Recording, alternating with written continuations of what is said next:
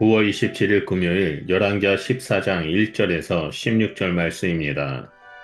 이스라엘의 왕 여호아하스의 아들 요아스 제2년에 유다의 왕 요아스의 아들 아마샤가 왕이 되니 그가 왕이 된 때에 나이 25세라. 예루살렘에서 29년간 다스리니라. 그의 어머니의 이름은 여호아단이요 예루살렘 사람이더라. 아마샤가 여호와 보시기에 정직히 행하였으나 그의 조상 다윗과는 같이 아니하였으며 그의 아버지 요아스가 행한 대로 다 행하였어도 오직 산당들을 제거하지 아니하였으므로 백성이 여전히 산당에서 제사를 드리며 분향하였더라.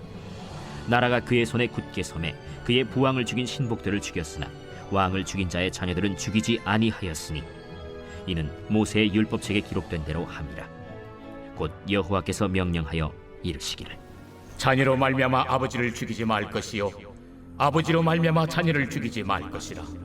오직 사람마다 자기의 죄로 말미암아 죽을 것이니라. 아마샤가 소금 골짜기에서 에돔 사람 10,000명을 죽이고 또 전쟁을 하여 셀라를 취하고 이름을 욕두엘이라 하였더니 오늘까지 그러하니라.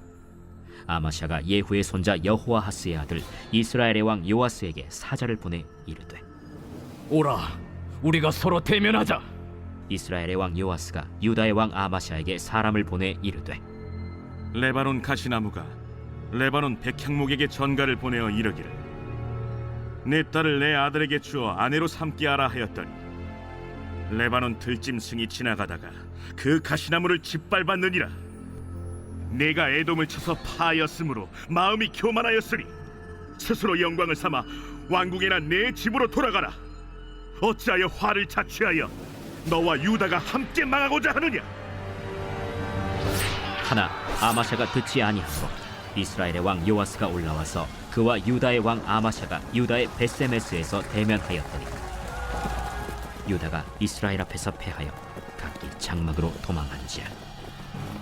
이스라엘 왕 요아스가 베세메스에서 아하시아의 손자 요아스의 아들 유다 왕 아마샤를 사로잡고 예루살렘에 이르러 예루살렘 성벽을 에브라임 문에서부터 성 모퉁이 문까지 400규빗을 헐고 또 여호와의 성전과 왕궁 곳간에 있는 금은과 모든 기명을 탈취하고 또 사람을 볼모로 잡고서 사마리아로 돌아갔더라.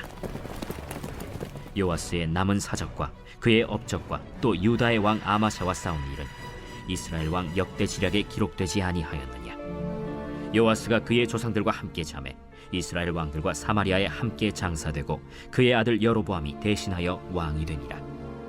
아마샤는 선한 왕으로 평가받았으나 온전히 하나님께 순종하지 못했습니다.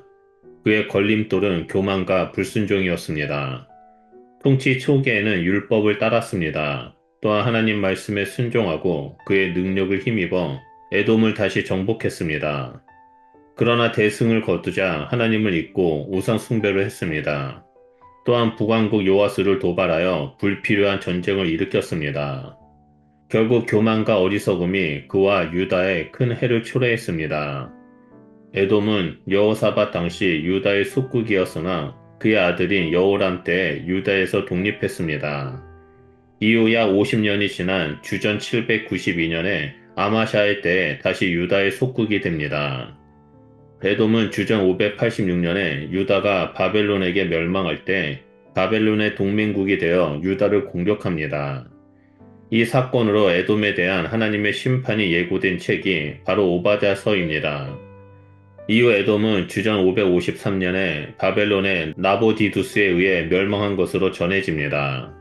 에돔 지역은 주전 528년 바벨론 멸망 후 아라비아의 나베타에 의해 점령되었습니다. 당시 네게부 쪽으로 이동하여 정착한 무리가 있었는데 헬라 시대에 에돔인들은 이두메로 불렀습니다. 에돔의 최종 멸망은 주전 70년 예루살렘 함락 후로 추정됩니다. 시작이 반이라는 말이 있습니다. 시작의 중요성을 강조했지만 엄밀히 말한다면 반은 완성이 아닙니다. 종점까지 완주해야 그 의미가 있습니다. 신앙생활도 마찬가지입니다. 하나님과의 관계 안에 들어가는 과정과 함께 지속성 있게 살아가는 이후의 삶도 중요합니다. 오늘 본문의 이를 위해 3가지 자세를 말합니다.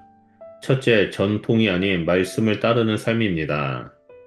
아마샤가 유다의 왕이 되었습니다. 주 앞에서 정직히 행했지만 산당을 제거하지 않아 백성이 바알을 함께 섬기도록 했습니다. 즉 신명기 말씀을 어겼습니다. 그는 간행이라는 이유로 방치했던 것입니다.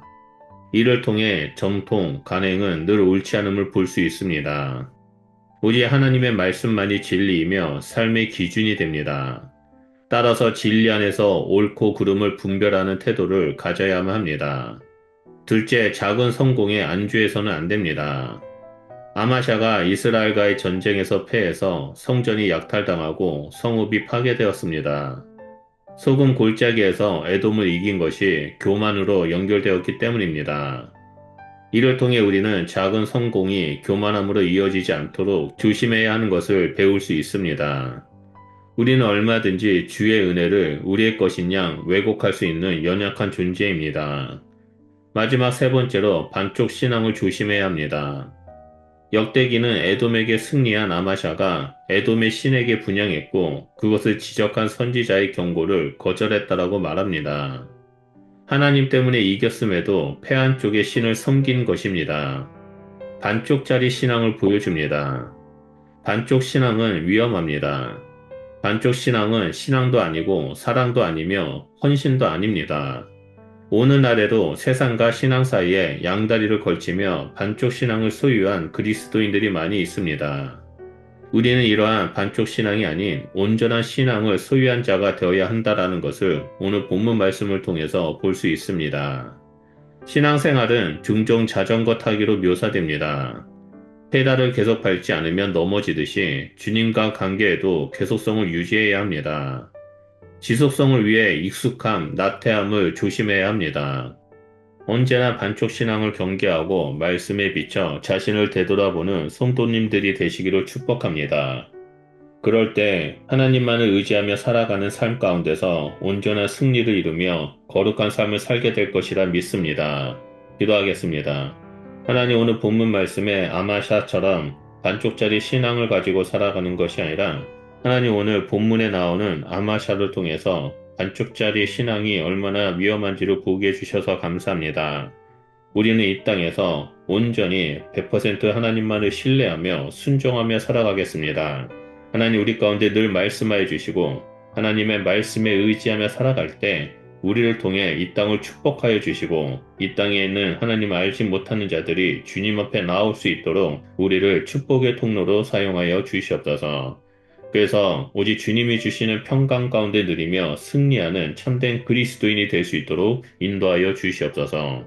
우리와 함께 하시고 동행해 주심에 감사드리며 예수 그리스도 이름으로 기도드립니다. 아멘.